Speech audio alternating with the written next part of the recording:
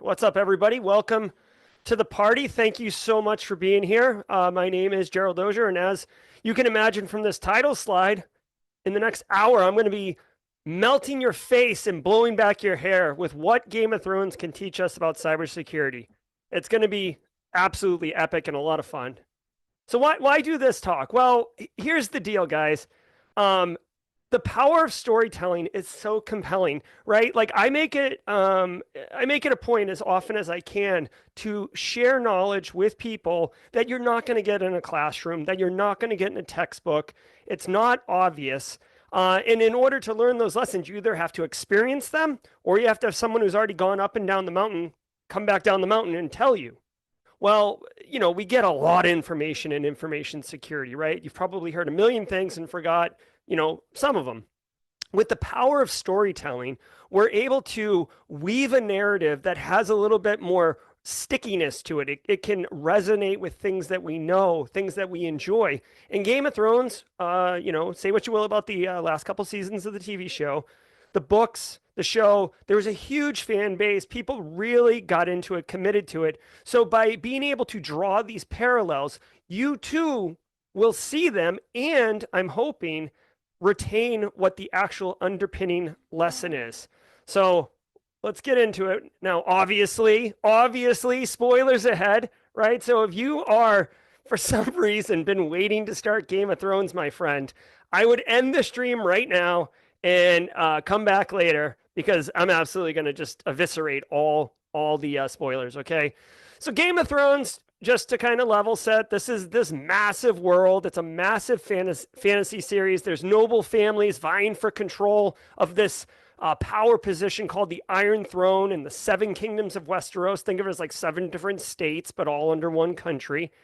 And the story primarily follows the power struggles among several prominent houses. We got our Starks, our Lannisters, our Targaryens, our Baratheons, and there's intrigue, there's warfare, and all the while there's this zombie apocalypse thing going on up at the north that doesn't give a crap about your political intrigue, and they're just going to run on you. So it's very, very crazy. I do want to know in chat, if you can, let me know who your favorite Game of Thrones character is, and I'll reveal mine midway through the show, midway through the talk here. A lot of great characters.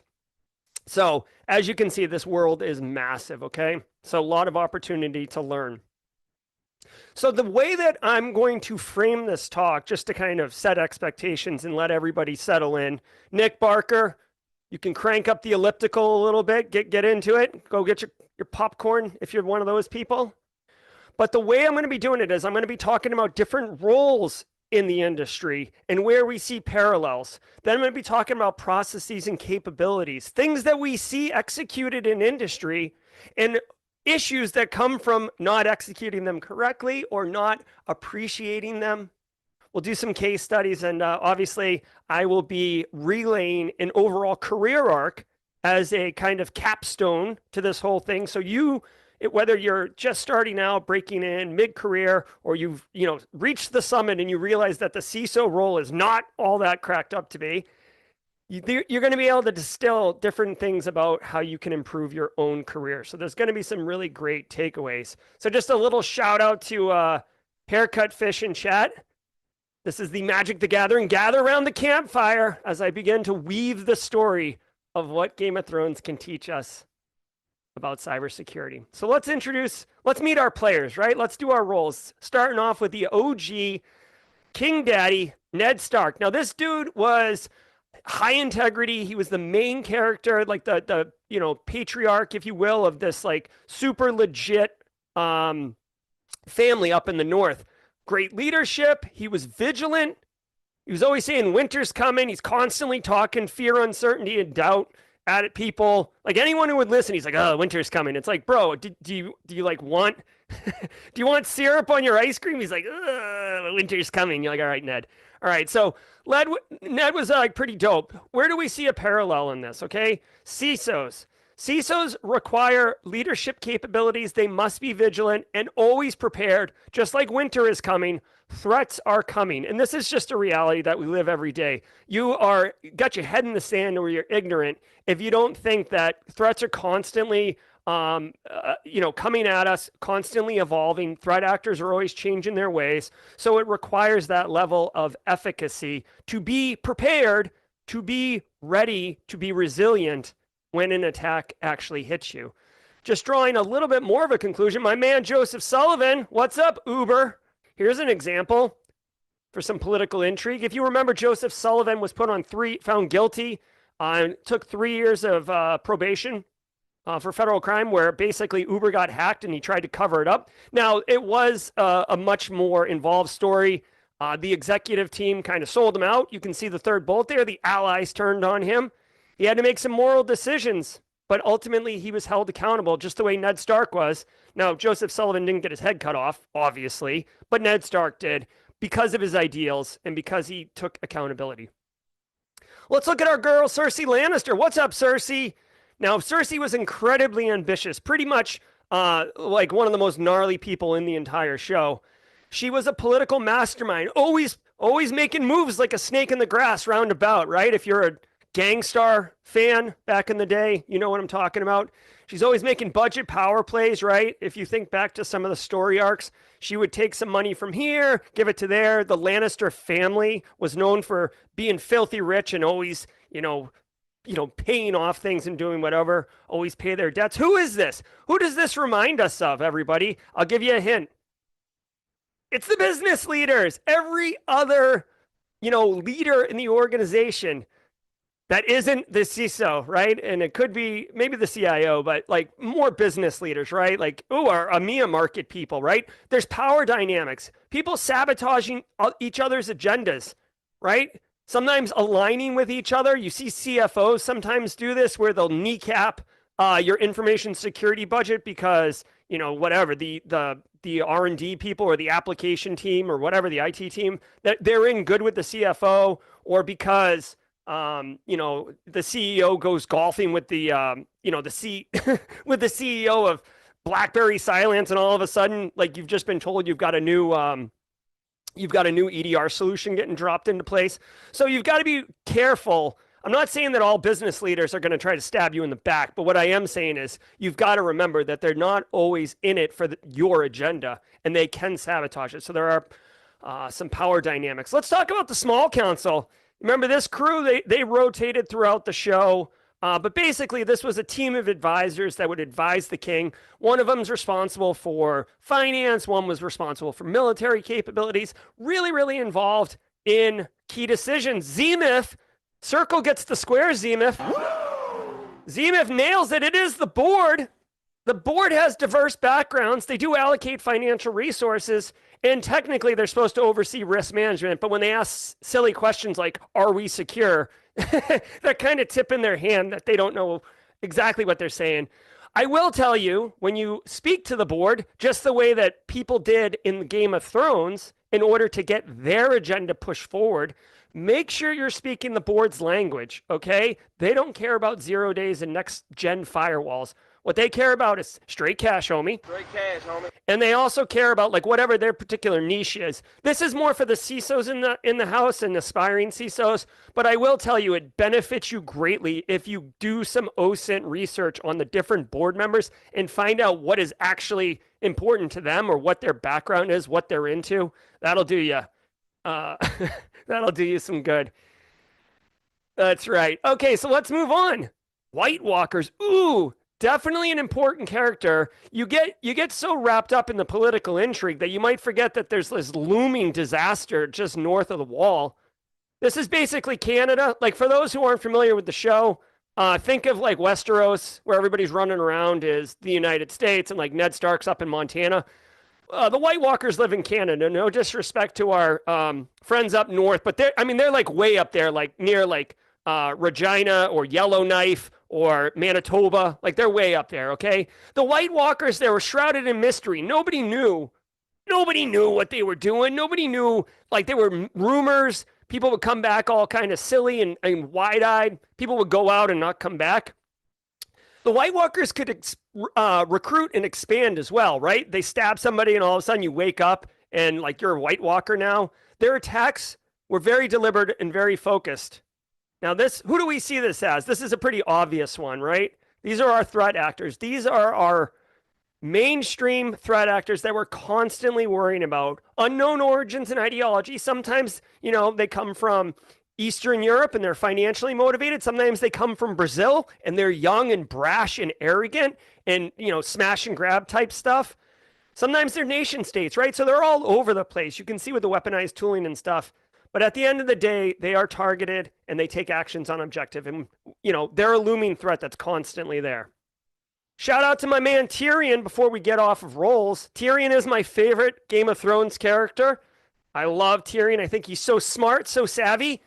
He is he's a cybersecurity professional. The guy's got like low to no budget. Yeah, he was a Lannister, so he had access to some funds, but let's be real. He was constantly scraping and scrobbling. He got blamed for an attempted murder he didn't do. He had to wiggle his way out of getting thrown out of basically a booby trap that would have dropped him, a mile down into a gully. Constantly moving. He was scrappy and leveraged the resources he had at his availability at any given time. This is how cybersecurity works. Good luck. You got no budget. Make it happen. Hey, here's like a chicken wing and a pork chop. Make it, like, stitch it together and make a meal. Way to go, Tyrion. All right, let's pivot. Let's talk about the capabilities of information security, okay? We got the roles, but let's talk about capabilities. This guy didn't take a bath or a shower the entire show, I'm pretty sure. These were the Sparrows. Now, he was the religious leader of the Sparrows, but the Sparrows were basically a religious sect within the main city of, King's Landing, where, like a lot of the political intrigue was. They didn't have a strong force, but at some point, Cersei, remember our business leader who's got her own agenda? She wasn't getting her way. So she aligned with the Sparrows and basically activated their militant, which is basically, think of the Templars, the Knights Templar. Essentially, that's what it was. Weaponize them. And the idea was she'd have an army that she could then like kind of activate and go do her things. But the problem is that army turned on her and basically just kind of messed Cersei up. And this guy rose to very, very strong prominence. So what happened here? Okay, good call. Wading through logs. HR. No, this one is more. Remember, this isn't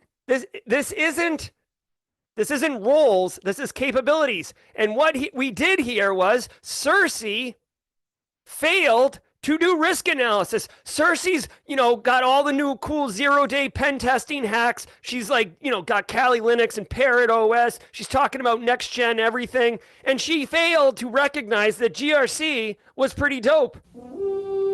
She didn't understand her threat. She didn't understand the motivations of the Sparrows. She did not do a risk analysis on the Sparrows. She just went YOLO on what her objective was and just threw caution to the wind. Basically, the marketing department or the sales department, not to throw too much shade at them, but when they get all hot and bothered about some new opportunity or capability, or Salesforce releases an AI something, and they're just like, yeah, take all my data. And then obviously, it gets leaked in a data breach and you're like, oops. So yeah, she over permissioned the access. She misunderstood the objectives in the motivations of the Sparrows, and it cost her dearly. And honestly, this bottom bullet is probably the key takeaway from all of this. It cost massive amounts to correct, which I'll get into a little bit later. But this small decision pinwheeled or spiraled out of control, and it ended up costing her significantly to recover from. And yes, Space Tacos, GRC,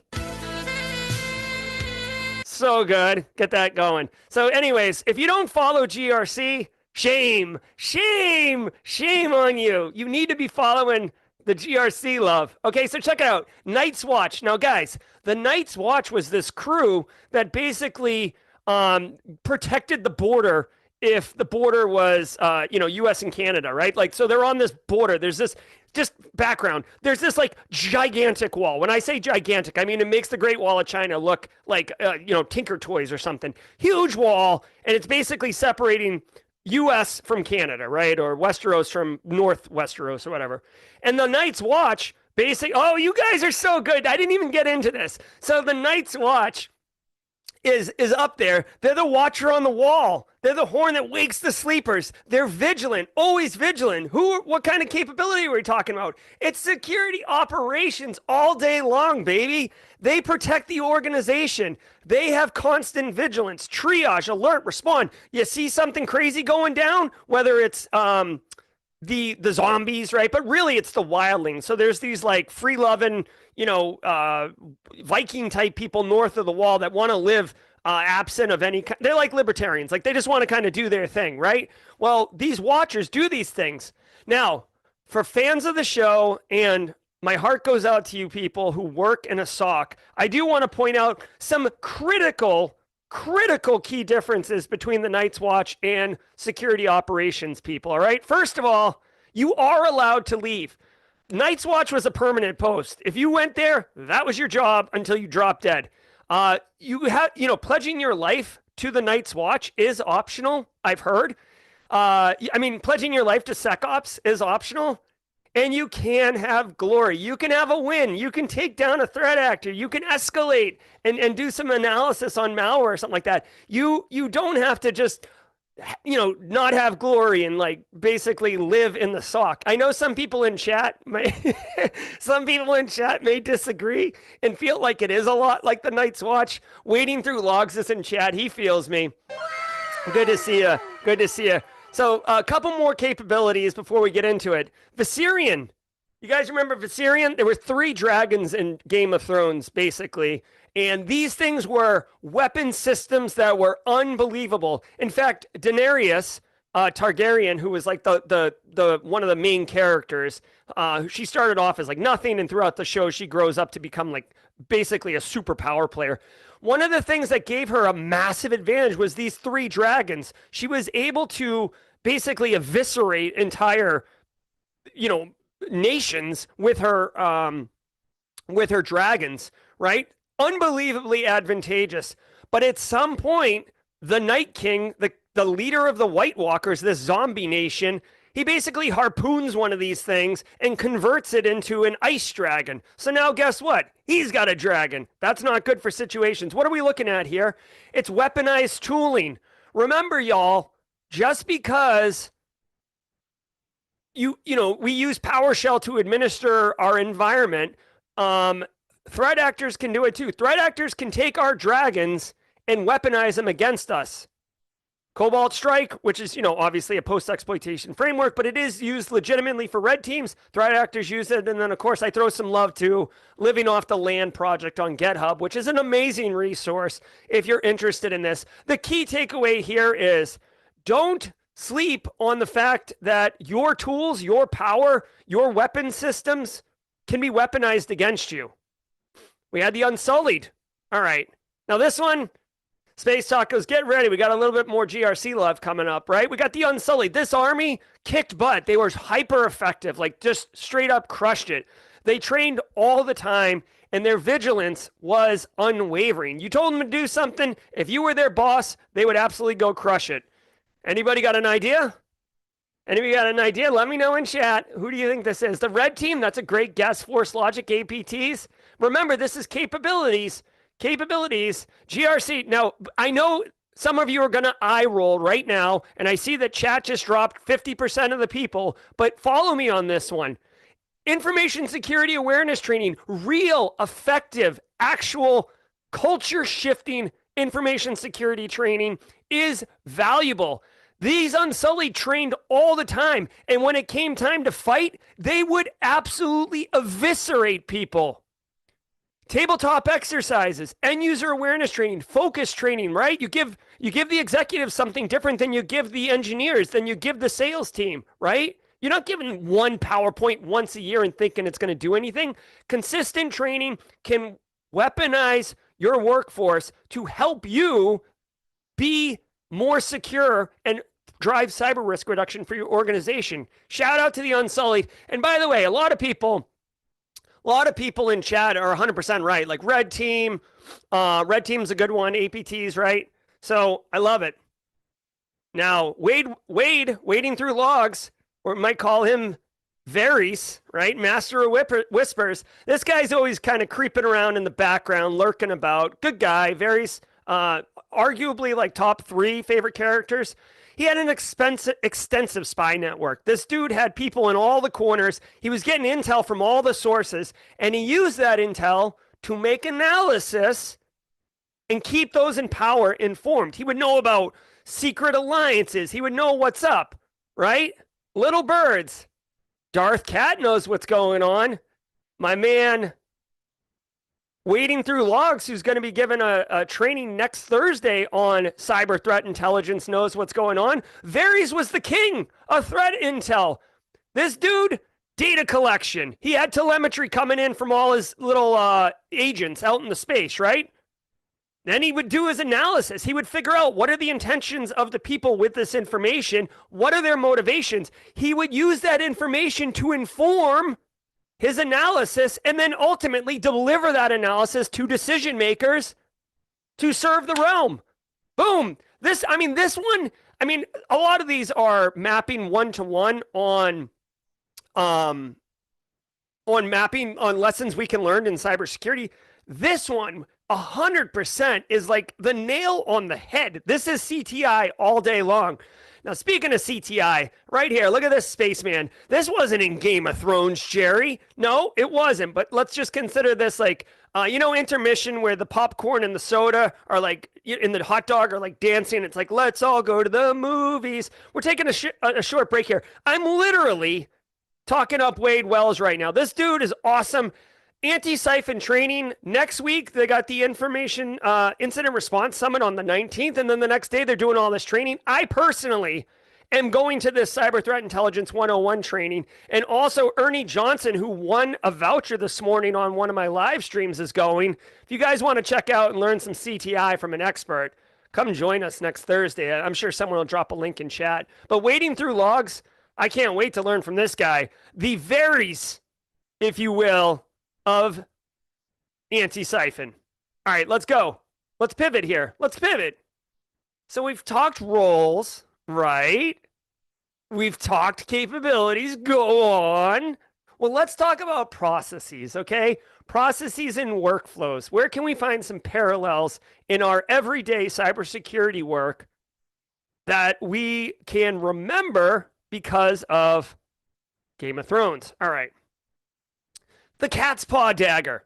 All right, now this thing, again, spoilers alert. This thing was like a pretty famous weapon. This cat's paw dagger shows up early in the show. Basically, there's just whatever. Again, spoiler alert, whatever. But at one point early in the show, one of Ned Stark's kids sees Cersei and her brother, being intimate, right? Just to be fair for all viewers in chat. And this is, obviously incestuous and not good. So they throw him out a window. He doesn't die, but he's got to die because he knows information that's dangerous, right? Political intrigue. It's like, remember, Cersei's like the business leaders, and somehow the business leader is buying a fleet of Windows 7 machines, and the information security analyst 1 accidentally sees the PO. So like the business leader's like, oh no, we've got to do something about that person before they narc on me for buying all these Windows 7s. So that's where the cat's paw, they attempt to assassinate him. And then later on in the show, it's used again in a final battle with Arya. So here's the thing with the cat's paw.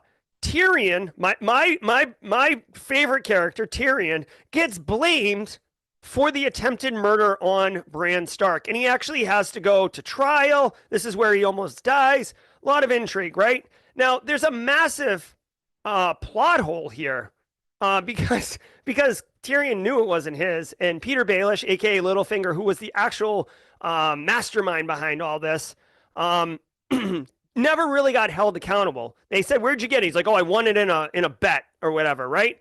Here's the problem. I know we've got a lot of options here. Check it out. This is the process of a security breach, right? There was an attack, straight up an attack, attempted assassination. There was a detection. Bran's mother was in the room when the attempted murder happened. And when the assassin came in, he literally says the line, No one was supposed to be in here with him. Like, that's the line. So the detection mechanism of Catelyn Stark, the mother, was, I don't know, like an EDR agent that had been dropped in and not, basically the threat actors didn't know about it. They exposed themselves. There was incident response where they basically run that guy. I think that guy gets killed. They run him out. They gather the evidence, right? The cat's paw dagger. Who owns this? Misattribution occurs where they're talking, oh, that's Tyrion's. Go get him. What they failed to do, they did it so well, but they failed to do what I would consider a critical part of a security breach and incident response, and that is the root cause analysis. Why did this happen in the first place? And then do lessons learned to stop it from happening in the future. Missed opportunity. I will say that it probably would have driven the show from 8 seasons down to like 1 season, because Peter Baelish would have been blown out immediately, and then whatever. Let's talk about another process. You guys remember Samwell Tarly? This guy, good actor. I like the character better in the show. This guy, he went to the Citadel, not to be confused with the Military College of South Carolina. Shout out the Citadel. He went and he documented, or he went and studied all documented known knowledge. Now, he finds out all sorts of stuff here. He finds out that there's a dragon glass cache somewhere hidden. He figures out that dragon glass can hurt White Walkers. It's like going to kill them. Grayscale was like this basic, like leprosy that was an incurable disease. Like if you got grayscale, you might as well just throw yourself down a mountain, because it's just going to get, it's going to get worse from there. Like you just don't want it, right? He figures out a way to solve it and actually applies that treatment plan. So there's just tons and tons of super, super valuable, super useful knowledge in the Citadel library. Meanwhile, you got all these people running around making assumptions. Oh, grayscale, it's certain death. The White Walkers are invincible, right? All the while it was there. Hello, documentation. Now hold your booze for the end. I'm looking at all you pen testers, all you SOC analysts, like boo, documentation, right? Ain't nobody got time for that. Ain't nobody got time for documentation. Come on now. Documentation's important. You on it like across multiple levels. Tactically, if you document IOCs, then other people can benefit from those IOCs, right? If Wade Wells sees something and says something, then Jerry, this guy, Two Thumbs, can also prevent and protect, right? Knowledge sharing's huge, but how do you share it? Documentation, ISACs, information sharing analysis centers, yet another wonderful way to do it. Operationally speaking, internal to your own environment, SOPs, very useful. Now, I do want to point out really quickly that traditional documented SOPs are suck, like because they go out of date quickly, the screenshots change, nobody updates them because they're a bear. What I would recommend, this is just like a pro tip. Yeah, exactly. See, Lyra's saying keep the SOPs updated. Exactly. Lance, you're doing my talk for me. I love it. Lance is 100% right. Video SOPs is where it's at. You can use a tool like Loom, or there's other tools where you basically just like turn your screen share on, step through the process, and it's all documented. So if you do need to update the SOP, it's literally just do the process one more time while the recordings happen. So much value with those video SOPs. Super easy to change. Obviously, Wikipedias are very nice. Again, you're kind of getting into traditional documentation, so things can be out of date, but it is available for everybody to kind of update and manage and stuff like that, so it does help. Pro tip, again, in wikis, in documentation, do not document passwords.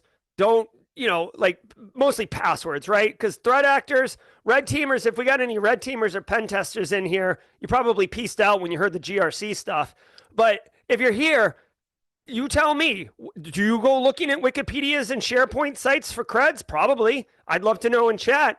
So be careful what you document. But I'm telling you, documentation is hugely valuable. It can help with process improvement. It can help with speed. It can help, imagine this, when you hire new people, they get up to speed faster. Whoa, that's crazy. How does that work?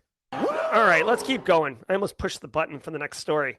All right, let's talk about Jon Snow or Jon Targaryen, Jon whatever. For those who don't know, his name was Jon Snow. He was like a bastard child of the North, right? Ned Stark had an out of marriage child, kind of ish. Anyways, you find out later that his last name's actually Targaryen, and then you don't know whether he's a Targaryen. It doesn't matter. It doesn't matter. In the show, on the TV show, this is very much specific to the TV show.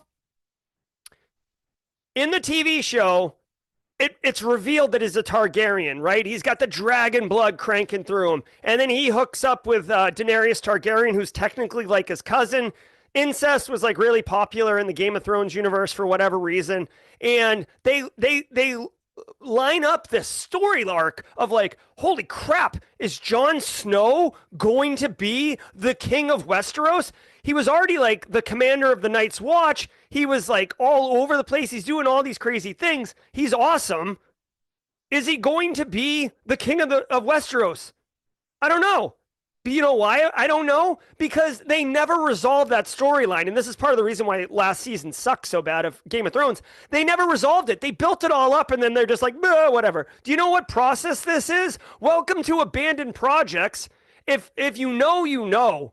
How many of you out there, I'm literally, you're going to feel seen in a second. How many of you have stood up a security onion instance and just like abandoned it, or like it's, hey, we have it, but no one's doing it? How many of you have racked and stacked a shiny new blade of like whatever, DLP, MDM, in CASB, insert solution here, and then you tinker with it and it doesn't really work right, and then like, abandoned, right? Happens all the time. Happens all the time. You have the kickoff meeting. Everybody's got like, everybody's like, woo! Like you're throwing like, everybody's got sparklers. There's fireworks going off. You got the vendor there because they're getting paid, right? Straight cash, homie. You got management there. All the key players are in there. Exactly. You've got like disco lights. Someone's in the back with glow sticks doing whatever they were doing in the late 90s with the glow sticks, right? Everybody's pumped, but then there's no oversight. You don't have a project manager. No one got paid to do, no one got training, right? No one said, hey, Jerry, like, I know you're already like at 125% capacity, but we're going to need you to take over this project and see it through to conclusion. Guess what? That's not my priority. So no, it gets abandoned. It happens all the time. So when you think about that, just remember, it's like story arcs that just fade off into oblivion. You're killing me, Smalls, with this. All right, especially that one. There was the woman down in the desert land that they didn't follow that story. There's a lot of abandoned storylines, but this one was foundational to the entire show. So I'm calling shenanigans there. Catch me outside. How about that? That's what I have to say about that. Let's talk about the Sept of Baelor. Now, if you remember earlier, I talked about the sparrows, right? And how they came to power and how Cersei had to make an expensive cost to correct it. Here's what happened. Okay, the Sept of Baelor is basically like the Vatican, right? Think of it as that way. It was like the epicenter of power for this religious sect. And they had this huge like super event. Cersei knows it's going to be there. All of the religious people are there. A lot of Cersei's, adversaries are there. And she basically loads it up with TNT, for lack of a better term. It was like green nitroglycerin. And it really is like one of the top two most amazing scenes in the entire TV show. Let me know if in chat what you think number one is. They're definitely number one. But she blows it up. She absolutely nukes this place. Now, as much as when we were talking about the sparrows, and I threw shame at Cersei for not doing GRC risk analysis, let's get the GRC people back in chat, right? What process did we fail to give consideration to here? Hello, this is a case study on how not to do disaster recovery, you bunch of donkeys. They literally had all of their material assets, all of their key players, all of their power, all inside the same place. Do you know why the president and the vice president don't fly on the same plane? Hello, this is why. They did not do a risk assessment. Again, I'm just calling it the way it is. Had the Sparrows, done an enterprise risk assessment on this event and realized how much of a goober move it was to put everybody in there, right? They could have had Kiefer Sutherland at a different church somewhere down the street being the odd man out, to keep it all going. They had zero contingency with one swift stroke. Thank you, Doctor Who. Exactly. With one swift stroke, they took all of their power, all of their accomplishments, and threw them all in the trash. If you are operating your business or your cybersecurity practice without disaster recovery, you are literally playing with fire. You are running backwards through a cornfield. Well, this isn't my show, so I'm not going to say it. But basically, you're taking high risks for no reason. Do an enterprise risk assessment, please. All right, now let's help everybody in chat blow their career up. Nick Barker, let's blow your career up. Sysadministress? Let's go. All right. Your cyber career, it's dark and full of terrors, right? Who isn't have imposter syndrome from time to time, right? So let's get you sorted out.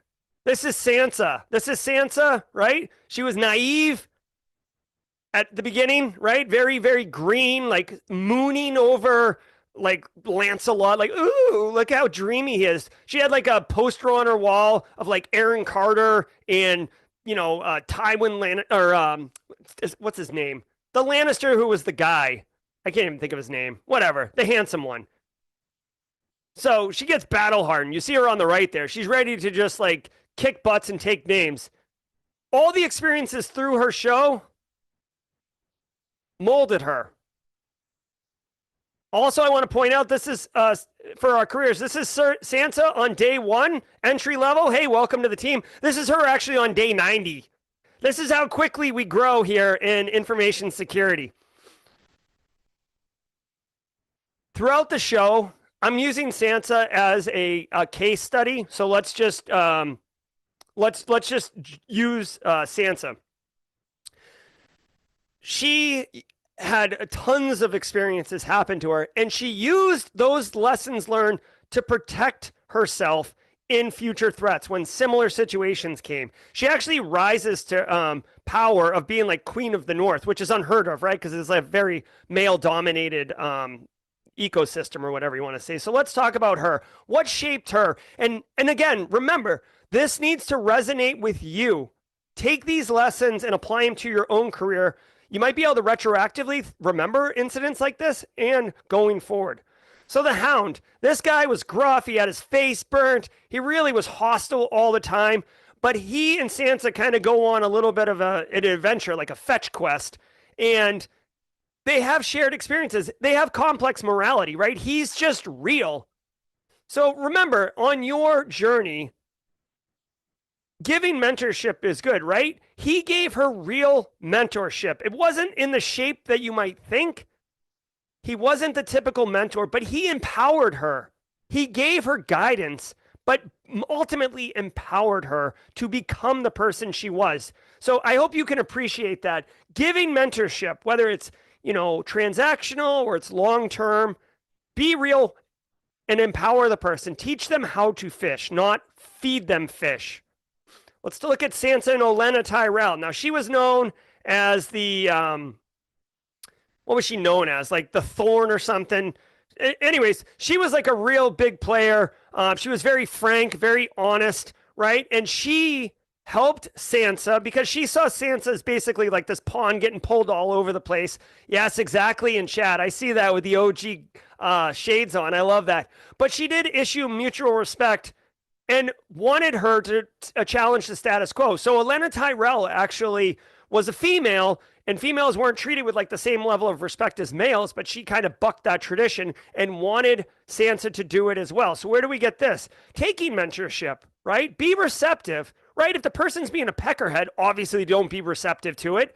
but there's a lot of great people out there. Show mutual respect. Dude, if someone's helping you with something, respect their time. If someone gives you something to do and you're in a, mentor-mentee relationship, execute on it. Just being like, oh, like that doesn't do anything for anyone, and it's actually disrespectful to the person helping you. Just know that mentorship can come in many ways. Oh, yeah. I love it. Nice. I love the artwork. Thank you, Ryan, for producing.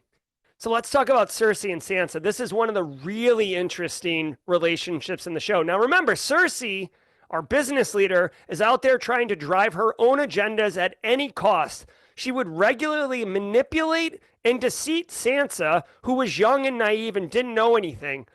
The power dynamic, she was like her daughter-in-law, technically. She was a princess. Cersei was a queen. So she had this opportunity to basically leverage her. And I want to point out, she gave her false security. She would regularly say, I'm here to protect you. Do this. It's in your best interest. And in reality, it wasn't. Where do we see this in practice? What can we do to help ourselves? Avoid toxicity. This is legit, y'all. There are jackwagons out there, both in cybersecurity and in business in general. If someone's being toxic or not helping, or you see something, be mindful that if you're mentoring someone or you're mentee,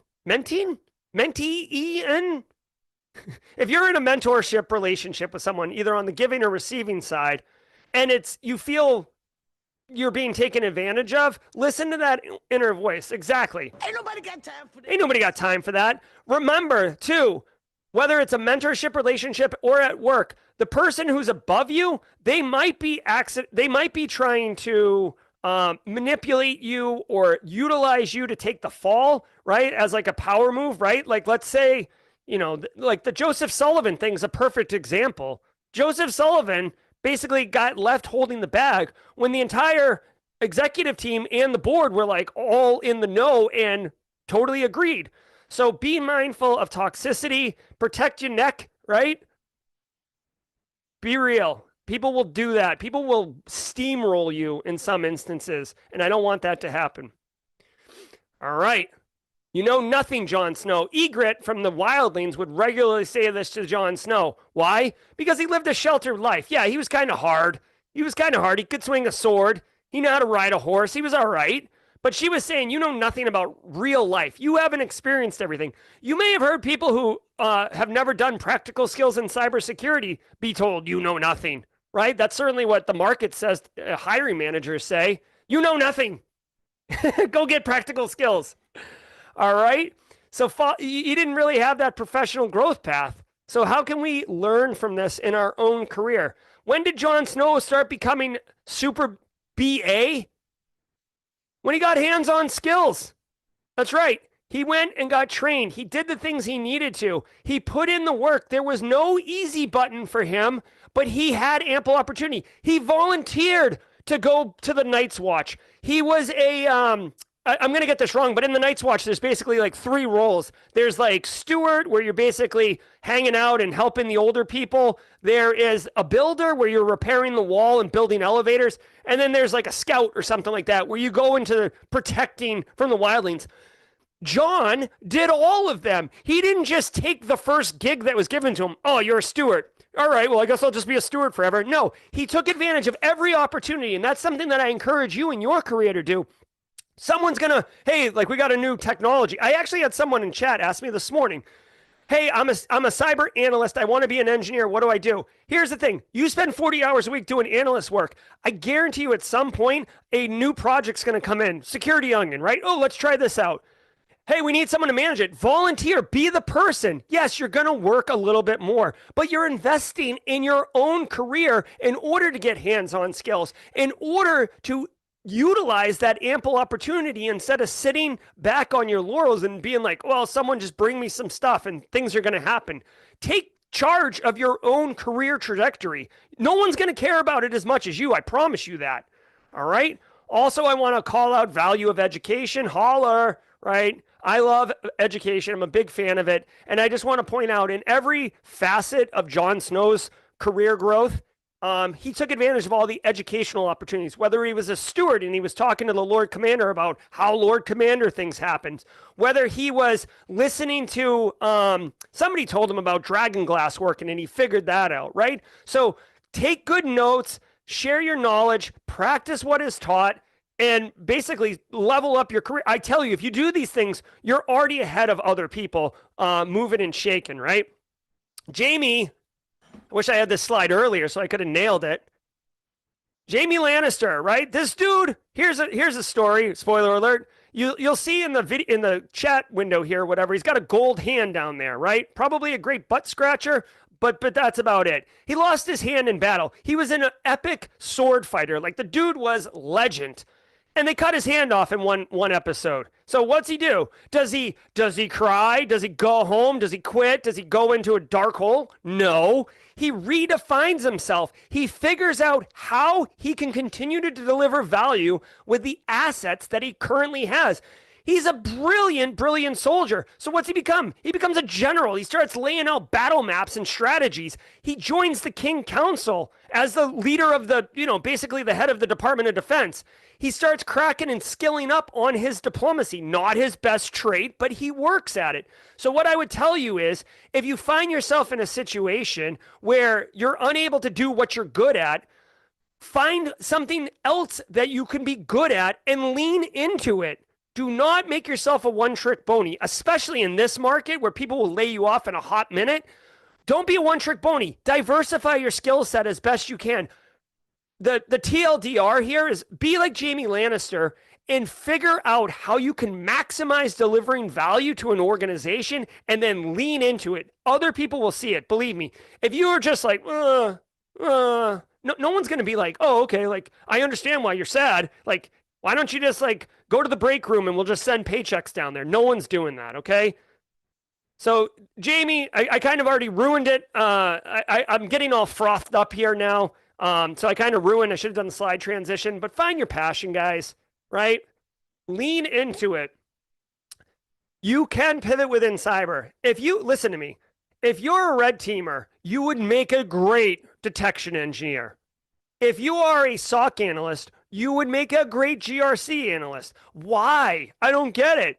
Listen, red teamers break in all the time. So as a detection engineer, they know the tricks in and out. They know what to look for. They know what to detect, right? Win. So as a SOC analyst, when you're going into the GRC space and you're helping drive where you're spending resources and money on, technologies or whatever, like you only have so much money, right? So how are you going to spend it? As a SOC analyst, you're like, why are we spending money on DLP? Like, we don't have real issues of things going out. However, I regularly see multiple attempts of trying to break through the VPN. Why don't we invest in a better VPN solution? Or, I don't know, go crazy and introduce multi-factor authentication. Jesus, I got Snowflake on line 2 wanting to know what multi-factor authentication is. So anyways, my point is, you can pivot within your career within cyber. It's one of the best industries to pivot around. We got Jon Snow. He was the 998th Lord Commander. That's basically king of the Night's Watch, right? There was fierce competition. It was a storyline in the show, but basically, he didn't even want to be the Lord Commander. There was like another guy vying for it who was kind of a jerk.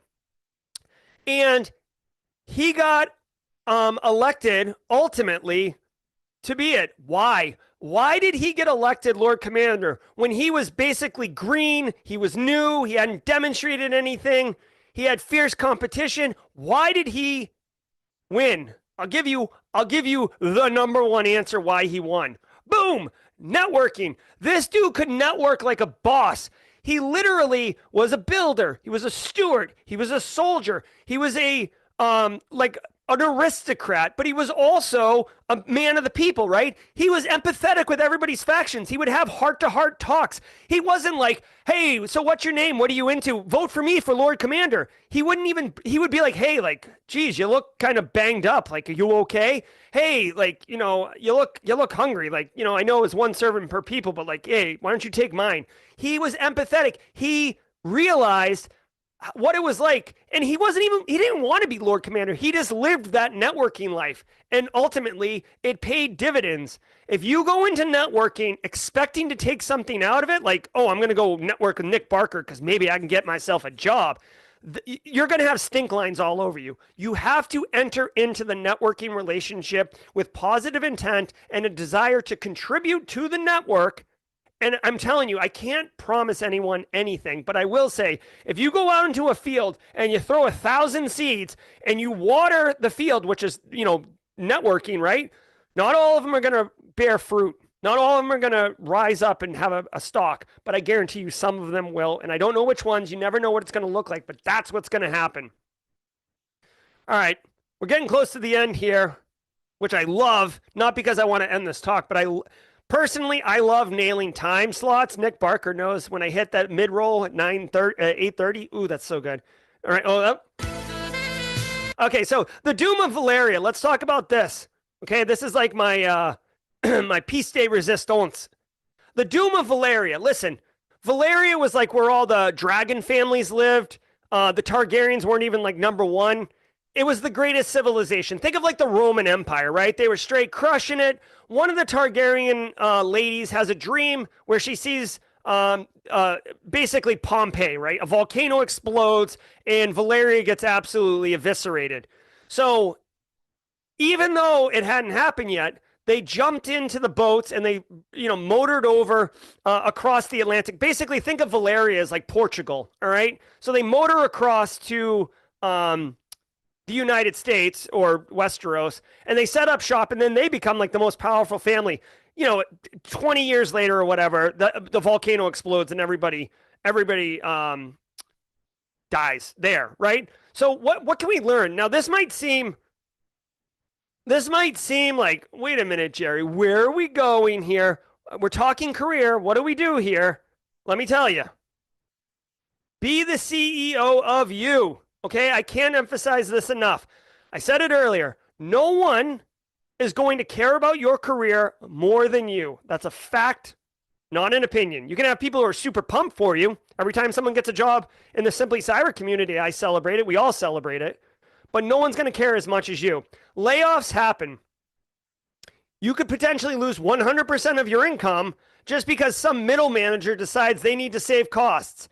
You could be the best employee on the planet and still get laid off. It happens all the time. If you've ever seen a P&L report, which is like, hold on, let me say this correctly.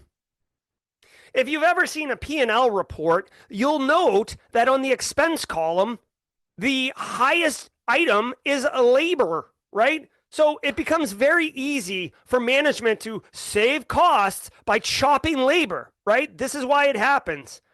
Be mindful of red flags, okay? Like when they start, well, first of all, if they start laying people off. But if you hear reports of like revenue numbers not being met, the CEO is pissed that the sales team isn't doing their job. If you see a decline in sales, that's going to move into operations. Be mindful of that. I implore you, please. This has been a fun talk and lots of like parallels and stuff. I implore you to take this one thing away if you only take one thing. You should be networking. You should be skilling up. You should be serving you. You should be in a position that if you were to get laid off today, you can quickly pivot into another role because people know you. People know what you can do. You've got relationships. You are marketable. Believe me, a lot of jobs in cyber are not publicly posted, right? Because why would I post it if I know Jesse Johnson can do the job and I know Jesse Johnson's looking for work? Why would I go through the trouble of HR and interviews and resumes and wait 2 months to get someone filled in when I can just call Jesse and have a conversation? This is reality in cybersecurity. All right? So be the CEO of you. You can love the people you work with. You can love the mission of the business, but do not be like, this is my family, and just like throw yourself at a business because it's a business. They're there to make money. Straight cash, homie. All right.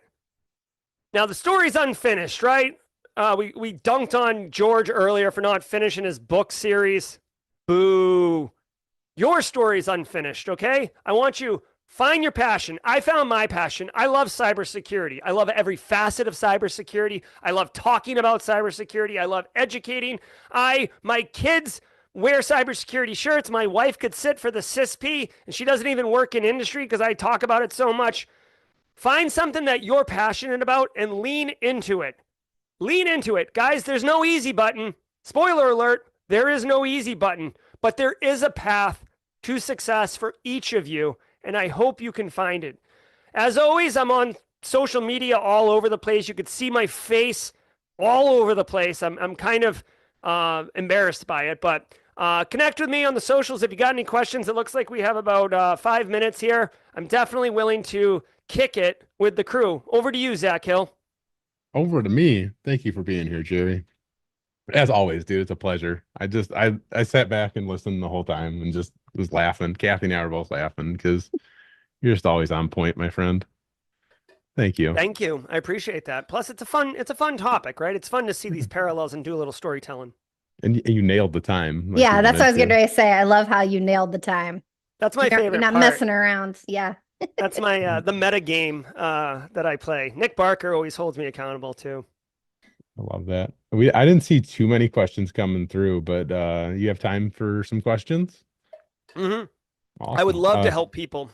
All right. Well, Peter here asks, are there any classes or resources on networking being an empathetic leader? How do we train this soft skill?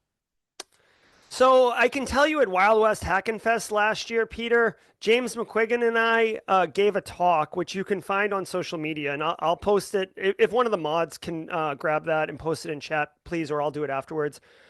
We give you tons of actionable intelligence on how you can network, at different levels, whether you're a junior, a senior, whether you're trying to network at, whatever is most comfortable for you. So that's definitely got mad value.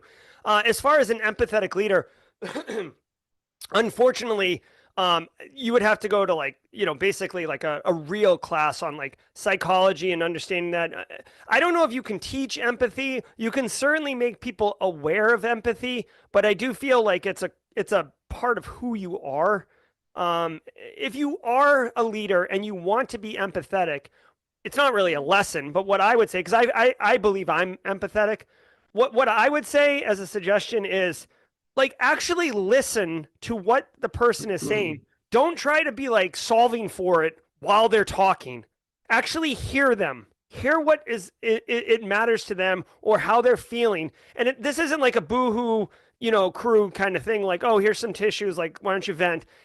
Sometimes it is vent, but really it's about what is it about this? And then see if you can identify parallels. You may not have suffered the same loss or experience or whatever that person has, but you may be able to identify and understand a similar personal reflection just so you can better align that empathy, right? That's what I would say on that. Awesome, dude, you're on it. Yeah, empathy is huge, especially in IT. That's something I stress all the time too. So wonderful, man. Well, and can I just also, because we're talking, I was thinking, empathy as a leader to a subordinate, right? So internal to your team.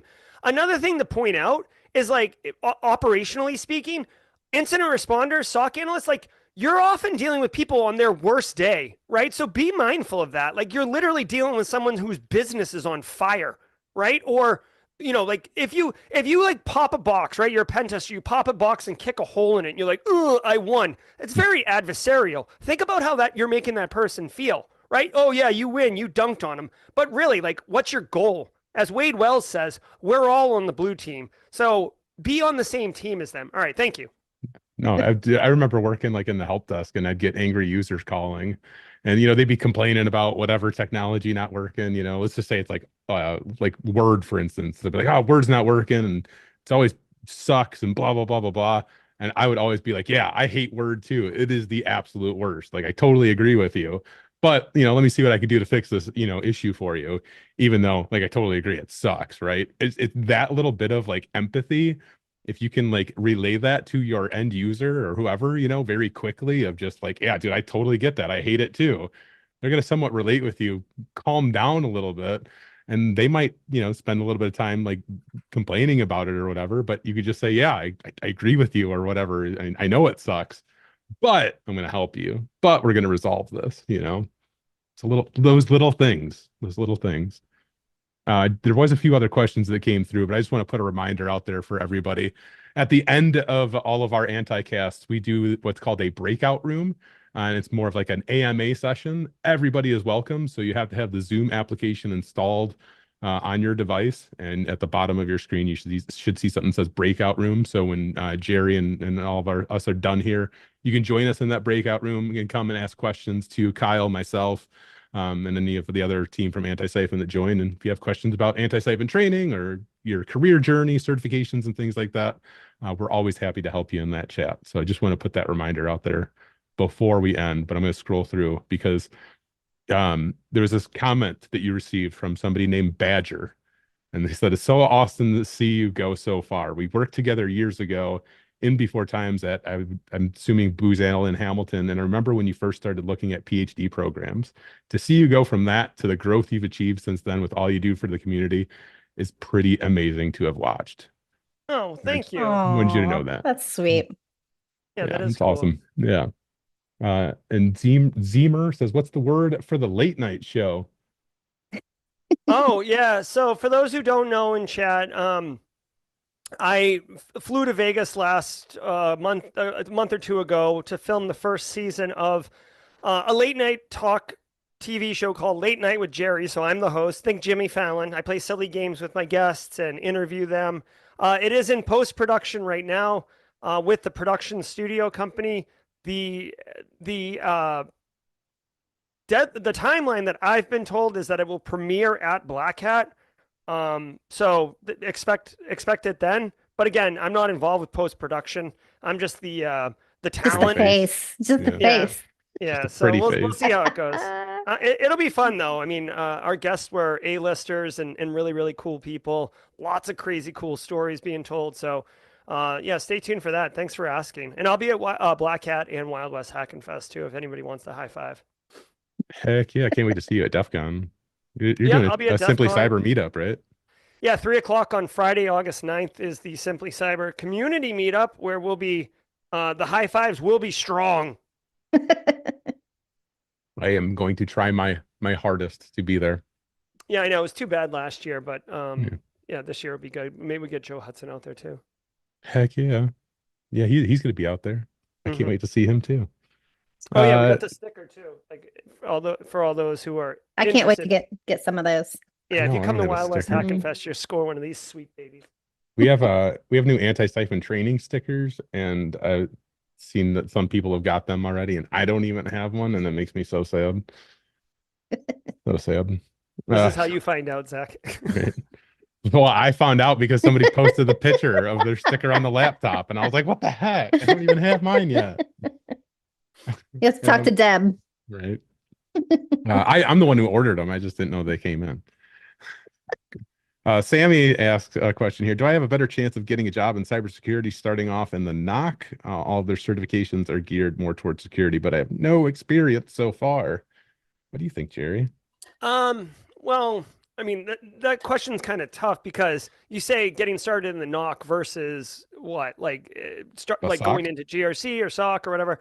I will say, if you can get a job in IT, that certainly would help you. I don't know what your background is. Understanding IT is very valuable and very, very beneficial at having a good cybersecurity career. We talk about GRC some, where it's a little less technical. That is true, but you do need to understand fundamentals of networking.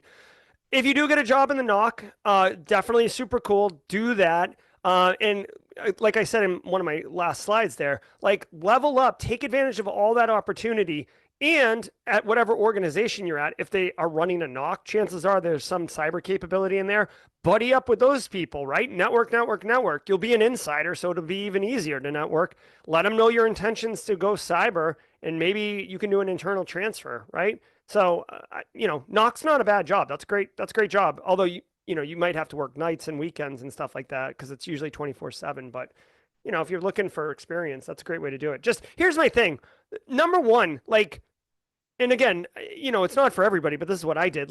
Get a job and then crush your job, but then also do all the extra stuff, whether it's self-development, whether it's taking advantage of opportunities at work, do all the things. It's going to be a grind for a couple years. I'm not going to lie, but it's just, if you're looking to like accelerate and just crush it, the opportunity's there. That's the thing with cyber. Like the opportunity is there. It's just, you got to take the initiative. You're on it, my friend. So I'm going through all the different questions here. Yeah, no problem. Reach Chris Young says or asks, on a cold approach to try and network, is Dr. Auger recommending asking a question, not necessarily a request, but a way to engage with the person? Yeah. So Chris, great question. What I would say, I mean, here's another like psychological fact. Okay. Psychologically speaking, thank you, Joseph, Dr. Azure.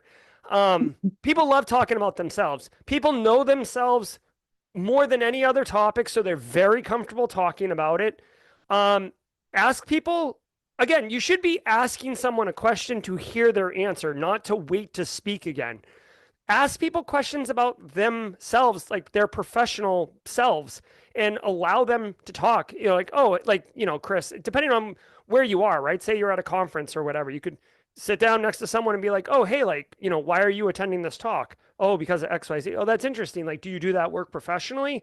Like, ask them following questions. Try to limit the amount of yes, no questions. Ask them more, how do you, or why do you, right? Ask them questions that enable them to comfortably expand on these topics, and they will talk. You'll start picking out pieces of information that resonate with you and identify with you.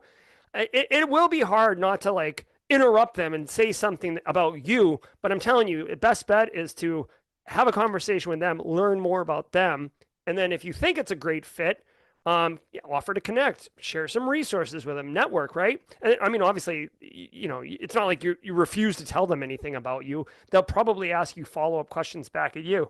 That's what I would do. Yeah, I get a lot of messages, and I'm sure you do too. Yeah. I will only ever respond to people who have like a very unique like message to me, because so many of them, like, it's just like a, hey, how are you doing? Or hey, whatever, and then immediately into like a question that like benefits them, and I get turned off by that always. But like the people who actually like take the time and like look and see and understand just a little bit about me and ask something that's very pointed or even just off the wall, right, that relates some way to things I'm interested in, I notice that, I respond to that, and I will engage with that, because I know that that person has taken the time to do something unique, to actually, they want something ultimately, right? But they're going about it in, I think, the most genuine way that they can. So that just providing, I guess, my insight on that. Yeah. You have to be genuine. For sure. Really quick, I saw it in chat. Ryan, I didn't realize Ryan was a huge fan. I am a giant fan of the Midnight. If you guys don't know this band, this is their LP, their kids album. Oh, so good. They're about to release a new album too, Ryan, FYI. I've never even heard of them. Oh my God. You are in for a treat, my friend. In for a treat. You know those saxophones I was playing earlier? Mm. That's one of their songs. Although like that's kind of a anomaly. Like they're not all like that. We're doing a magic tournament at Wild West Hacking Fest this year. Kind of. It's small though. We only have 8 people doing it. It's a kind of a limited thing. Well, I mean, what if I bought more cards? They can make it bigger. You want it small? We can keep it small. Well, I mean, we can discuss logistically. We did discuss it. Nerds. Just for time, to run an 8-person single elimination tournament, it's going to take a few hours. If we bump it to 16, it's going to take another 2 hours. And so, yeah. All right, we'll see. I'm sorry. I'm excited about it. That's why I brought it up. Yeah. All right, do we have a full agenda posted for Wild West Hacking Fest? Not yet. I believe they're working on that. 8 people's already going to take like 5 hours. It shouldn't take 5 hours. It might though. A lot of great training at Wild West Hacking Fest. I want to give a shout out to Michelle Kahn's Next Level OSINT course. That's going to be super dope. Also, Eric Capuano and Whitney Champion. or maybe Whitney Capiano right now. I don't know. They just got married, but they they're doing a Velociraptor training. So all you SOC analysts out there who want to get into it, a lot of great training, just to name a few. I'm gonna And don't butcher- forget you're the keynote, so Oh yeah, I'm gotta come. keynoting. Yes, thank you. I'm keynoting Wild West Hack and Fest opening ceremonies, so that's pretty super cool. Yay. Yeah. So if you enjoyed this talk, you're gonna love this the Game of Thrones. Yeah. I mean, the keynote. I'm excited for it. Shout out to Carrie Chayazan. I'm terrible at names, but hey, Carrie. I'm sure you know Carrie too, Yep. Jerry. Yeah, he's been in the Simply Cyber community for some time. No problem, BK. Glad you enjoyed it. Going through all the questions, I think I've got them all. I'm not sure if I missed anything or not. Wait, here's one. Shalina says, I work for Cybersecurity Boot Camp. They got their Security Plus and they go to networking conferences when they can, but I still get rejected when I apply. I don't want to stay at the boot camp. So what more can I do, or what can I add to my portfolio to stand out as an entry-level professional in this broad field? Yeah. Such a great question. So a couple things there. One, well, it depends what you want to do, right? So what I would say is, I've got a video for that. Give me 1 second, and I'll pull this up for you. What was her handle? Oh, it's a Discord, or not a Discord. It's a Zoom question. Oh, okay. Well, so I'm going to drop this in Discord, but here, what I want to tell you is, if you're not getting the job or you're not getting the interviews, it sounds like there might be something wrong or an opportunity to improve your resume. Okay. So I'm going to drop this link in chat. And if you can, Ryan, if you could share my screen, please. You could see here, I've got this playlist on Simply Cyber's YouTube video, and it's basically using ChatGPT, and I put this in chronological order. So you can basically use it to fast track your career. And then within a job space, ChatGPT, find me a job. So this can help you find a job faster. This right here, this is the one I want you to check out mostly. Resume hacks. You can literally have ChatGPT take in your resume, your existing resume, and then you can copy and paste an existing job posting and put it in there and say, optimize my resume for this job. And it does a really good job of it. I would encourage you, original poster, make one for a SOC analyst job, make one for a GRC analyst job, make one for whatever job it is that you want, and have a couple of them. And when you're applying to those jobs, use that resume form of that resume, okay? Like, it's not like, ooh, custom resume for every job. No, just have like buckets. SOC analyst job, GRC job. Like, let's just use those two and fire those off. Make sure you're using the right ones. I think you're going to get a lot of improvement. Now, as far as projects go, again, ChatGPT is going to help you highlight those projects that you have been doing. If you are into SOC analyst work, I would point out also that there's an amazing playlist on my YouTube channel right here. This is how you can use Eric Capuano's So You Want to Be a SOC Analyst blog post series, which builds a home lab, teaches you how to set up post-exploitation frameworks, how to use Lima Charlie EDR solution to do detection engineering. You're doing some like next level SOC analyst work in this lab for free. And I'm telling you, like, this would pop like Chrome on your resume. I guarantee you. Also, he recently added another one with doing prefetch analysis, literally a skill I'd never even heard of. But if I've never heard of it, right? Not that I'm like the bee's knees, but if I haven't heard of it and you're doing it as a lab and putting it on your resume, that not only if the person across from you knows what it is, they're going to know how specific it is. And wow, you've got that skill. And if they haven't heard of it, you might even be able to educate the person interviewing you on a SOC or IR technique, which would be awesome. You want to talk about blowing up in an interview? There you go. All right. Thank you. That was your TED Talk. Thank you. Appreciate it. Yeah, thank you for coming to my TED Talk. Thank you. No, dude, that's spot on, dude. I have been recommending ChatGPT for probably like the last year for resume help and getting started in the career. It has been an invaluable resource. Just, oh my gosh, it's a game changer. Yeah. For sure. Also, actually, this is like a little bit of a cheat or a career hack, if you will. Original poster. I don't know if you have the Security Plus or not. A lot of people use Security Plus as like a HR paper gate, right? I'm not saying put that you are have a Security Plus. That would be fraudulent. what I would say is get the Security Plus, but before you get it, you could sign up for it, schedule it for December 2024, and then put on your resume Security Plus expected December 2020 or expected 2024. So it's on your resume. Application tracking systems will pick it up and move it forward because it says Sec Plus. You're being genuine because you're saying that you will be getting it in 2024, and it shows a little bit of commitment to someone who's a human that's reading it, that, oh yeah, look at this. They've got like a career path that they're executing on. Just a little career hack there. Thank you, sir. Sorry, I was responding to a different question. This talk will be available, like the recording will be available on YouTube. So if you guys want to rewatch it, or if you came late, you'll be able to catch the replay on YouTube. And I don't see a lot of other questions coming through. So if you all have a question for Jerry, throw it in the chat right now. Otherwise, in about probably the next 5 minutes or so, we'll kick it over to our breakout room. But we do appreciate y'all joining us today and hanging out with us and catching Jerry's talk. And if you, we said it multiple times today, but Jerry will be keynoting our Wild West Hackin' Fest conference this October. So if you have not been to Wild West Hackin' Fest, I would love to see you out there. It is one of the best conferences. I know.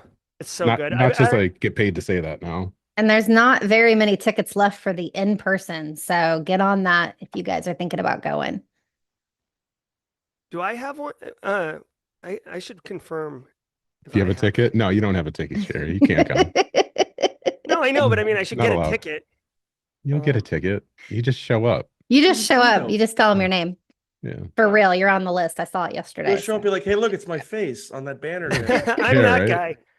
That's funny. Hey, I'll tell you this, just like a fun thing for everybody. I love Wild West Hackin' Fest so much that I'm very strongly considering making like a Wild West Hackin' Fest documentary this year. Just so you know, like, I know that that's big. That's a big thing, and I won't mention it again until it's done. But just to tease it here, I've been doing a lot with my cameras and my setup, my studio lately, and I'm like super inspired. And I can't think of a better way to like ooze love for Wild West Hackin' Fest besides making like basically fan fiction of it. I have some videos you could use. I think even Kathy recorded a video for me last year because it was her first time there, and I was going to put together something kind of not like a big documentary type of thing, but just a video of like people sharing their thoughts and their experience. So, and I know Kathy recorded one and sent it to me, so I have that and a few others. I'd be happy to help you too, man. Yeah, I was gonna say, Zach, maybe you and I could just get on a session and like storyboard something. Yeah. Heinz called me out. I forgot to mention the trip to Wild West Hackin' Fest takes for some of us days or a week to get there. That's wild. I'm sorry for y'all that it takes that much time to get there. There are people traveling from all over the world, though, to be there. Yeah. Yeah, I'm flying from Florida. It's like a 6 to 7 because there's no, direct flight from where I am. So it's going to take like 7 hours to get there. Yeah. See, from Chicago, I've always got a straight flight right there to Deadwood. That's awesome. Wherever. What airport is that? I always forget. Anyway, yeah. O'Hare? To Rapid City. Rapid City, that one, yeah. Do they have tacos in the town that's being hosted? I'm sure they got tacos, but they have, what are those things called? Oh, gosh. The buffalo cakes things or whatever. Shizzle? No, like there's some food. I remember Dave Kennedy posting about it a couple years ago. God, can't think of what they're called. Somebody will know though. Oh, that looks so good. We're having tacos tonight. Yeah, family night, family taco night. I got steak. Nice. I don't think we have any more questions. So thank you, Jerry, for being here and sharing your time with us, sharing your knowledge. We greatly appreciate you. Thank you. Yeah, I genuinely appreciate the opportunity to come share my passion with all of you. I really genuinely hope that everybody who attended got something out of the talk. If I wasted your time, it would be awful. So I really hope that you got some value, if not multiple value. Again, it's going to be available on replay. So if you got some value or some key notes or whatever, and you want to share it, go for it, do that. It's all about community. Absolutely. Thank you, sir. And just a reminder for everybody, we will not have an anti-cast next week because we will be doing our incident response summit. So if you are interested in that, it'll be starting around the same time that our anti-cast start, but it is a free summit, be all day long. We have lots of talks focused on blue team and incident response, focused talks, I guess. I butchered that terribly. I'm sorry, but please join us. It's going to be a lot of fun. And if y'all are interested in asking us questions, the Anti-Siphon team, about our training, certifications, your journey, anything, please join us in our breakout room. We're going to get that started right now. But until next week, I guess we'll see you then. Have a good week. Take care, everybody. Bye-bye.